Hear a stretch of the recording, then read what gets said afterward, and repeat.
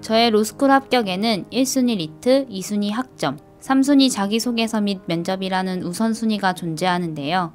물론 학교마다 합격의 중요한 요소가 다르겠지만 적어도 서울대학교는 리트가 가장 중요했고 그만큼 리트 대비에 심혈을 기울여야 했습니다.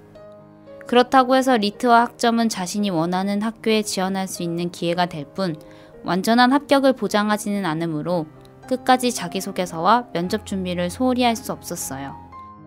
리트라는 시험은 아무리 공부를 해도 점수가 오르지 않는 시험이라는 소문이 많지만 올바른 문제 접근성과 성실함이 합쳐지면 누구나 만족할 만한 점수를 받을 수 있다는 것이 제가 공부하며 깨달은 점입니다.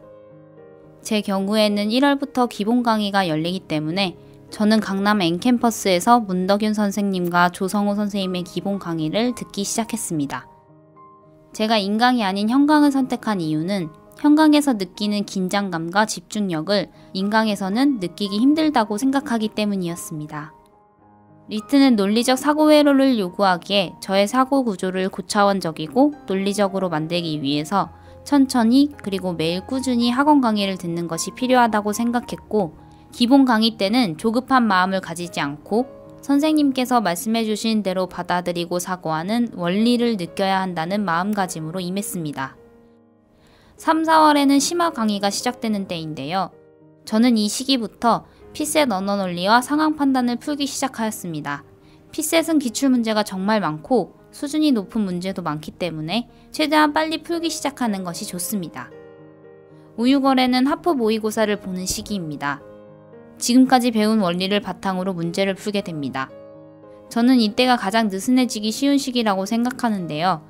계속 반복되는 문제 풀기와 문제 풀이, 그리고 틀린 개수에서 오는 감정의 기복 때문에 매너리즘에 빠질 수 있기 때문입니다. 어떤 날은 1등을 하고 어떤 날은 평균 밑에 점수가 나올 수 있지만 모든 것은 리트 당일 시험을 위한 과정일 뿐 시험 전까지는 점수라는 표면적인 결과보다 견고한 실력에 주목해야 한다는 마음가짐을 가졌던 것 같습니다. 가장 중요한 7, 8월에는 학원 모의고사가 이어집니다.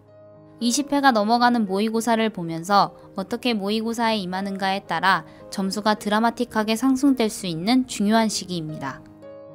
이때 계속되는 똑같은 모의고사에 긴장감이 떨어지게 되는데 실전처럼 생각하며 보지 않는 모의고사는 무의미하다고 생각합니다.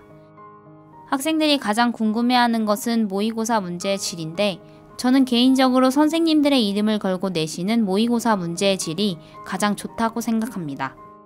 그리고 파이널 강의에서 받은 모의고사 성적대로 실전에서 점수를 받았기 때문에 파이널 강의의 모의고사와 실전 점수의 연계성이 매우 크다고 생각하고 있습니다. 이상 저의 메가 로스쿨과 함께한 리트 공부 후기였습니다.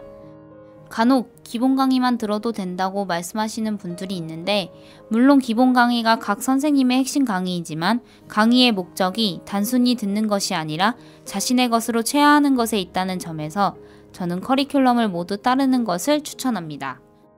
각 선생님들이 설계하신 스텝에 따라 차근차근 밟아가신다면 중간에 느슨해지지도 않고 반복적 학습을 통해 시험장에서도 선생님처럼 문제를 풀고 있는 자신을 발견할 수 있을 것입니다.